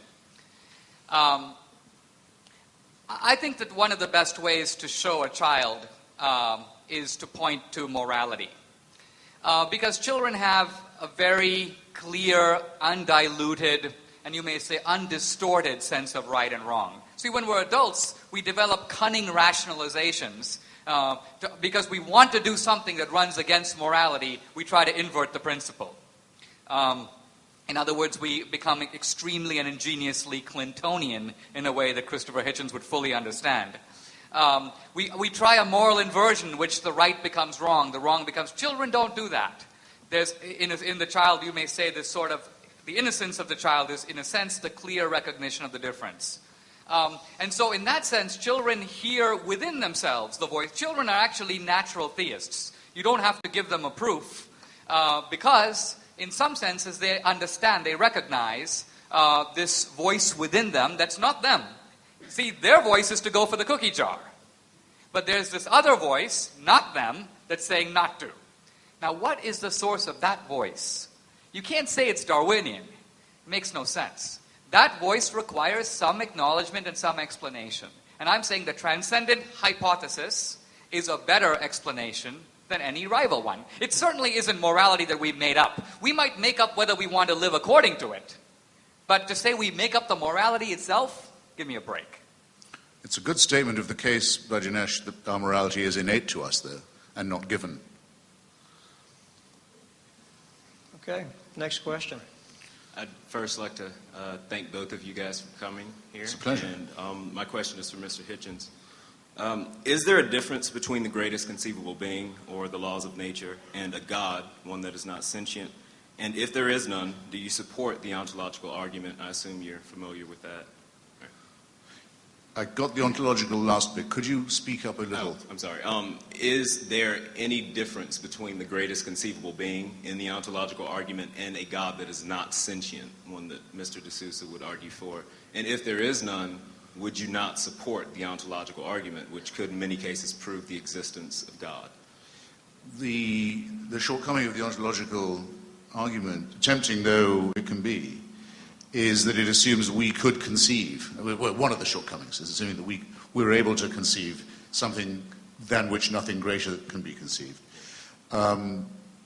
It would be difficult for us, I think, to be able to stretch our minds to that limit of conception and not award sentience, because that seems to me, though again, you're always hovering on the verge of tautology here, greatness to us is in some way indissoluble from consciousness or sentience. this would still leave us with the problem of where the being was that had created this greatest conceivable being. It still leads you to an infinite regression. If it was any good, it would have worked by now, the ontological argument. Okay. In the interest of time, we'll move in. I have a lot to say on this argument, and I do in my book, but I'm going to let it go because I'd like to take more questions. Okay, next question. This question is for Mr. DeSouza, but after hearing you butcher evolutionary theory with your two bunny rabbit discussion, I wonder whether it'll fall on deaf ears, but could I ask your opinion of relatively recent cognitive discoveries of how religion is hijacking normal human behavior, normal cognitive processes like love and fear and the credulity of children, etc., etc. Do you look into that from a scientific perspective? Who are your sources? Pascal Boyer, Anderson Thompson, Heather Fisher. Yeah, I'm familiar with Boyer's work, so let me address that. First of all, I want to begin by saying it's very easy to make an accusation. You've butchered evolutionary theory. Clearly, if I had butchered it so obviously, you'd be able to say how. But all you could do is make the allegation and then skate on as if the allegation sustains itself. So I'll stick with the rabbits and move on to Pascal Boyer. You have grossly misstated Pascal Boyer's work in saying that it somehow demonstrates. I don't think he would say it demonstrates anything. It's ultimately an effort to look at the evolutionary roots of religion. And what this body of scholarship does is it argues that religion is hardwired to some degree in the human brain. Now, by the way, I want to point to an aspect of this research that you should be aware of, because this is research that actually shows correlations and proves absolutely nothing. It's a little bit... In fact, the research, in a sense, was available 100 years ago. Everybody knows that if you give someone a heavy blow to their head, they lose consciousness. And so the argument is that the brain must cause consciousness, because without a brain, no consciousness. Similarly, if you find a guy who prays, you can, through magnetic resonance imaging, look and see which parts of the brain light up, and you can jump to the conclusion, hey, that's the religious center in the brain that is causing the religious experience. I want to point out that logically there are non sequiturs buried in all this. After all, if I see a bright light and something lights up in my brain, it doesn't mean that my brain reaction is causing the light. There is an external experience that my brain is reacting to, and yet the assumption of people who find religious node centers in the brain is that these node centers are fabricating the religious experience. So I think what's going on here is far from science demonstrating atheism. Atheism is trying to hijack itself as a premise of science. It's ultimately presuming clearly there's no external experience, so if I can find the part of the brain that lights up spiritually, I have proven that religion is an illusion and there's no external experience there whatsoever. Now, first of all, the Declaration of Independence speaks of what it calls a decent respect of the opinions of mankind. 99% of all Homo sapiens on this planet from the beginning of time have had not only the belief in God, but in many cases the experience of God. They feel an experience of God in their lives. This is all empirical data. It's experience. Can this all be written off as illusion? Oh yeah, but I know 10 guys who claim to have seen UFOs. Yeah, but you show me 5 billion guys who have seen UFOs and I'll be searching for them myself. In other words, once you accumulate enough observational data, you've got to take the experience seriously. So I think the question, in a sense, reveals precisely the kind of arrogance that tends to write off religious experience, pretend that science has proven things that it has far from proven, and invoke authorities who would be embarrassed to be invoked in this context. Can I just say very quickly, I think you ought to be suspicious of your own argument here, Dinesh. The quantity theory has huge dangers to it. For one thing, we don't know that many people who attended services made worshipping noises and so forth, they were doing so voluntarily. We've no means of establishing that. We do know what would have happened to them if they hadn't made these professions of faith, and we know what did happen to many who tried to ask even the most elementary questions about it.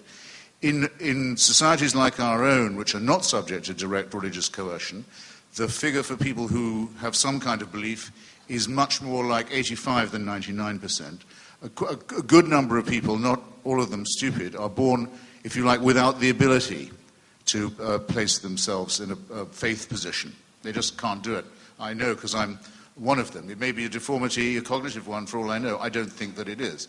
But if we're going to argue that nature makes a lot of people feel religious, which I certainly don't doubt, I think the majority of people have most of the time been at least somewhat religious, then you must concede also that there's a large minority of people for whom that is not so. Okay. And I do. Thank you. Next question. My question is to Mr. Hitchens. We have a theist and an atheist before us, but could it not also be stated that we are all agnostic with leanings towards or against God? Well, Thomas Huxley, who was Darwin's great champion, is a man I respect in many ways, and his famous debate with Bishop Wilberforce is an imperishable document at the Museum of Natural History in Oxford. But I often feel I can't thank him for inventing the word agnostic, which he did. I think the word, I hope this is interesting to you, it's a product really of Darwin's own wish that his theory not be harmful to Christianity. He hoped very much when he first evolved it that the origin of species and the theory of natural selection was going to be compatible with faith. It took him a long time to decide that, at least in the form that faith then took, it wasn't going to be compatible. It took him a long time to go on and lose his own personal faith, which was actually for other reasons. But the word comes to us from this attempt at a compromise. I myself, perhaps temperamentally, am more in favor of making a pretty strict choice and not avoiding or temporizing these things. I think if you come to the conclusion that no serious or believable or credible evidence for the existence of a supreme being, let alone a benign, intervening, caring one, has been adduced, I think you're really obliged to say not that you haven't made up your mind on it, but that you don't believe it, which would be my view. Very briefly, I do think there are a lot of seekers, and they would fall in the agnostic category in the sense of, I don't know yet, I'm on the voyage, I want to search. I think the point that Pascal made that I was going to get at to earlier was, he said the problem with the agnostic position is at some point it runs out of gas, and that some point is the fact of death. Ultimately, at death, all abstentions are counted as no votes. So the agnostic who in a sense says, I'm not going to take a position, but I'm going to live as if God did not exist, is in some senses a de facto atheist. It's a de facto atheist who's not in a sense admitting it. And in this sense, I think I would agree with Christopher Hitchens, this is a rather alarming moment in the debate, a point of agreement. But the point in some sense is agnosticism, if taken as an enduring philosophical position, it's a little bit of a dodge. On some issues, it's like voting. I won't vote and I'll pretend like I have not favored either side. Not true. If you don't vote, your no vote does affect the outcome in that, had you voted, it would have tilted the balance this way or that. So a no vote does count, it just counts in a different way. Good. Okay. Next question. Well, first of all, thank you both for coming. No, please. You both very great. And Mr. Hitchens, I respect you a lot, so the question is for you. One of the main complaints against atheism from some modern apologists and some people is that atheism is hopeless. As an atheist, where can you gain hope? Not freedom, but hope. And how can you grant that to other atheists and potential atheists within this audience? Well, it's the presumption that underlies that question, which I'm sometimes faced with in other ways, is that if you thought there was going to be a celestial dictator, that would give you something to hope for. I fail to see why that's the case. As I've given you my reasons, I think that would be a very bleak situation indeed. Just as, well, let me back up for just a tiny second. I wouldn't say that atheism was a morally superior position, I wouldn't say it was a morally inferior one, certainly. But there's a tiny edge that it might possess, and it's this. We can't be accused of wishful thinking at all. We will accept conclusions that may be unwelcome to us.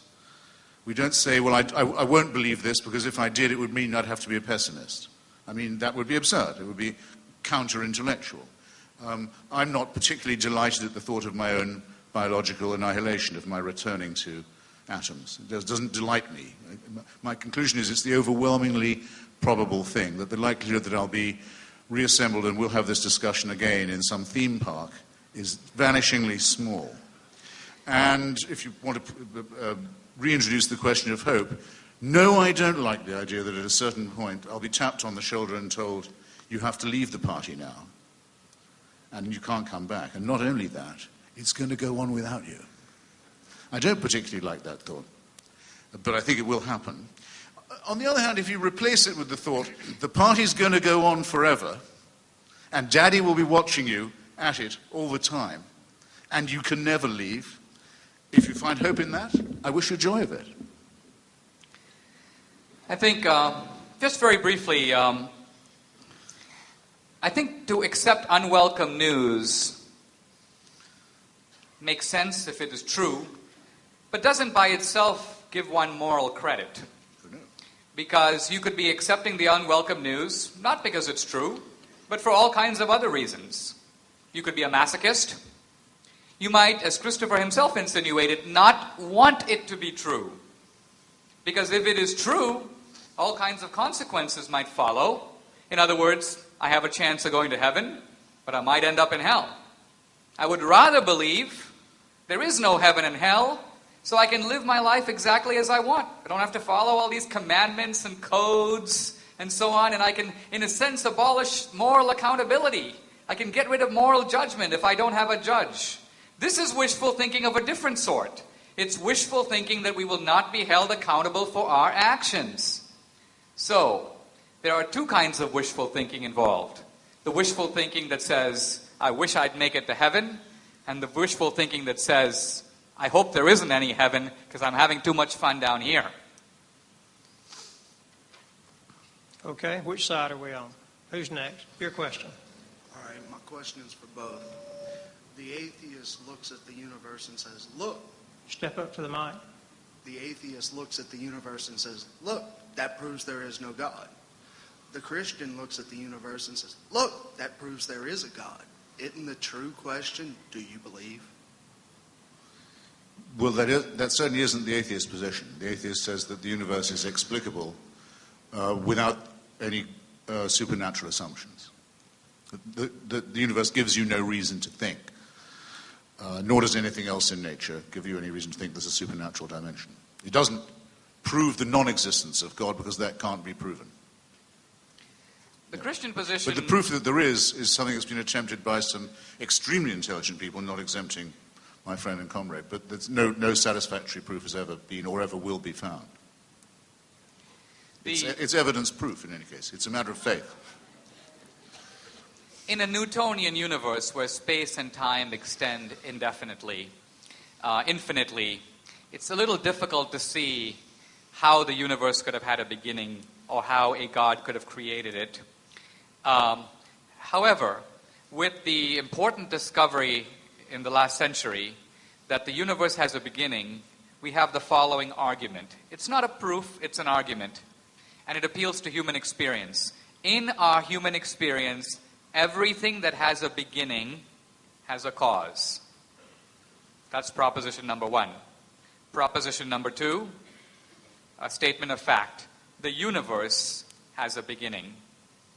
Conclusion number three, the universe has a cause. 4, the cause could be natural or supernatural.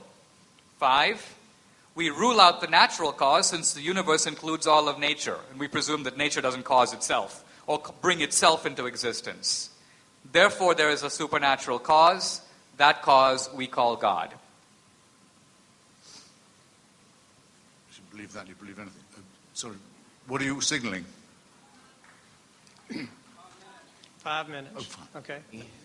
In your opinion, is a basis for any importance, any speciality whether we call it rights or dignity, what makes any member of this species, you or I or anyone, special in a species that you say is a physical and biological accident and will inevitably be destroyed by the stars?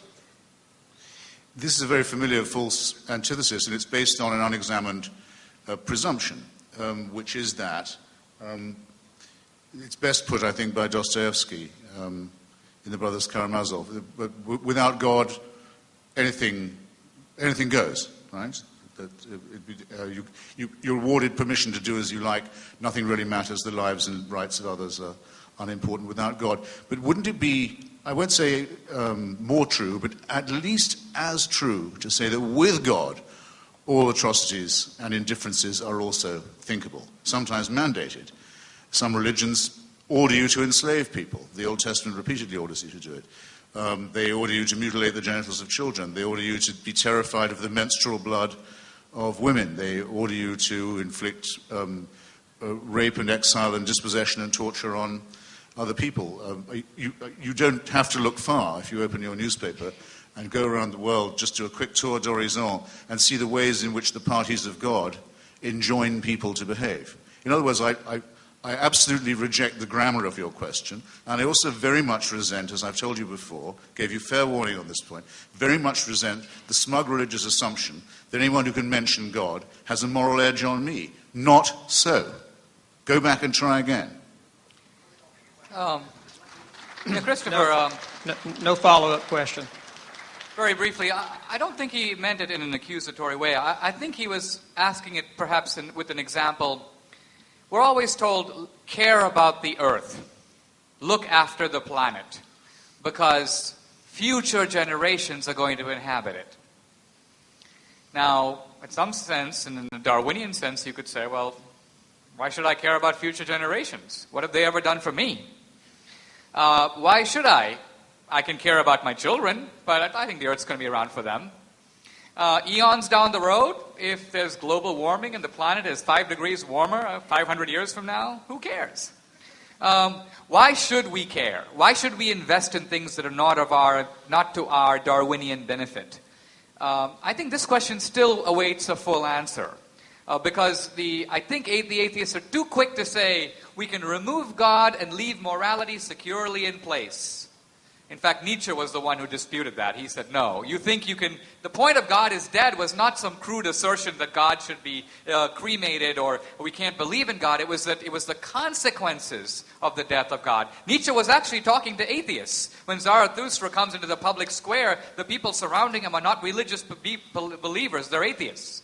And Zarathustra says to them, you fools, you don't understand the implications of what you're saying. If God is dead, all the morality that came out of God has to go too. It can last for a little while, but over time it will erode. And Nietzsche predicted terrible wars in the 20th century that would follow the secularization of European society. And boy, was he an atheist prophet on that score.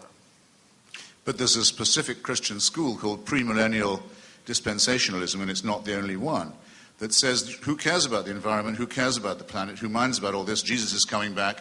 He's coming back real soon. You're wasting your time with conservation measures. And mutatis mutandis, that would be just as true of any other calamity, that if you believed in God, you could be as indifferent to it as you wished. Who said the following about the prospect of a nuclear holocaust, a nuclear extermination of humanity? Who said this about it? The worst it could do would be to move people more rapidly rather than less into a state of futurity to which they're destined in any case. Wasn't me. No, it was the Archbishop of Canterbury when there were first protests against Britain testing a nuclear weapon in the atmosphere. It was an ex cathedra statement by the Archbishop. It's a statement that's perfectly congruent with the Christian faith. Okay, we have time for one more question over here. Okay, this question is for you, Mr. Hitchens. If there is no God and no higher calling for our lives, then what is the point of life? And not only that, but how can you say that our God is cruel if he gives us a chance for eternal life and for a higher calling? Well, it's a matter of taste, I suppose. Do you find life more pointful if you regard yourself as a counter in a capricious game where you might be a stillborn baby, you might be a baby with AIDS in Africa, you might be a baby who died in childbirth or killed its mother, or you might live long enough to be raped and cudgeled, or you might become a Queen Cleopatra. Any of these things might happen, but it was all according to a divine plan that you couldn't find out anything about. You just had to pray and hope to be lucky. Why is that pointful? Why does that make life? Why does a faith like that make your life more meaningful? It seems to me to have the very severe risk of making it much less so. I'd like to highlight two brief points. One of them is we've heard a lot about how cruel God is. And it may be that in some religious interpretations, some of the Islamic ones, for example, God is presented, although admittedly as merciful at the same time, as being a pretty harsh character. Sometimes even the Old Testament God can be portrayed that way. I do think that none of this applies to Jesus. It would be ridiculous to refer to Jesus as cruel in anything he said or did. And moreover, if you look at the essence of Christianity, which is that no matter how bad you've been, no matter what you do, even if you are Charles Manson, ultimately, all that is required of you is to say yes to a sacrifice already committed.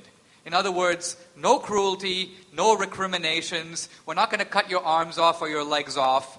All that you have to do is accept what Jesus did for you on the cross. And that's it. What could be a lighter requirement? It's like the Garden of Eden. It's a beautiful place. Do whatever you want. Just don't eat from this one tree. But such is the perversity of human nature that tree we've got to go bite out of. And this simple Christian commandment is too much for us. God is too cruel to ask that we just say yes to a free gift. One other thought. And that is, I think when you're asking about the point of life, you're getting back at the question earlier about the practical benefits of atheism and Christianity. If something is not, none of us knows on the basis of reason alone what comes after death. In some senses, you can never fully sort out something that is inherently unknowable. It's on the other side of the curtain. Shakespeare calls death the undiscovered country. So since we don't know for sure, we've got to orient our life one way or the other. We've got to make a choice.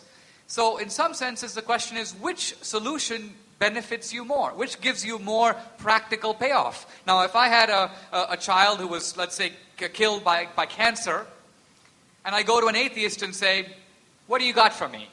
The atheist was basically going to say, cancer cell 1, DSouza family 0.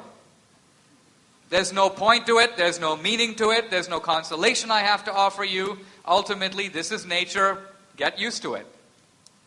On the other hand, the Christian way is different. It at least offers me that there is a divine being superintending the universe. There might be some meaning or purpose in this, even if I don't know what it is. There's the possibility I might be reunited with my son or daughter in a future life. I may not believe all those things, but my point is if I do believe them, they're going to give me a very practical sense of benefit and hope. In that sense, Christianity delivers the goods in a way that atheism can't. Well, I sure don't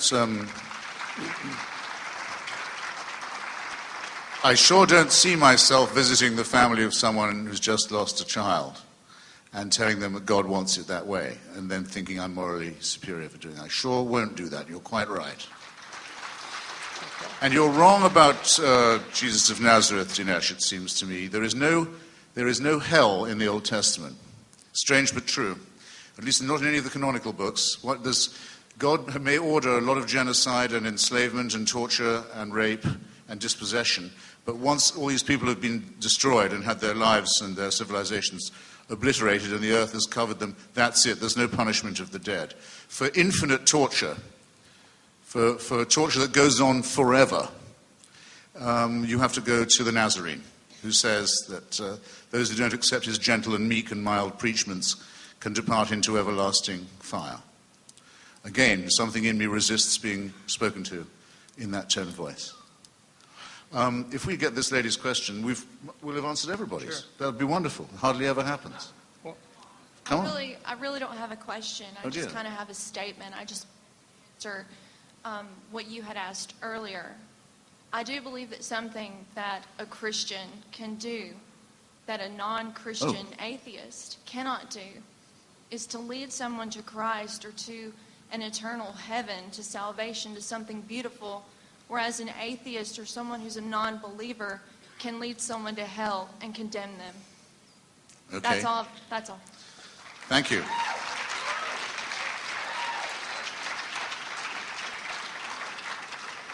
Comment, Mr. Hitchens. It doesn't quite respect the terms of the question, but I appreciate the thought anyway. Okay, thank you both. Especially the gentlemen. thought that I'm going to hell.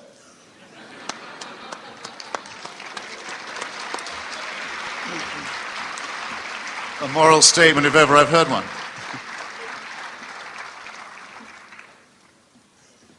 Let's take this opportunity to thank both of these gentlemen for being here with us tonight.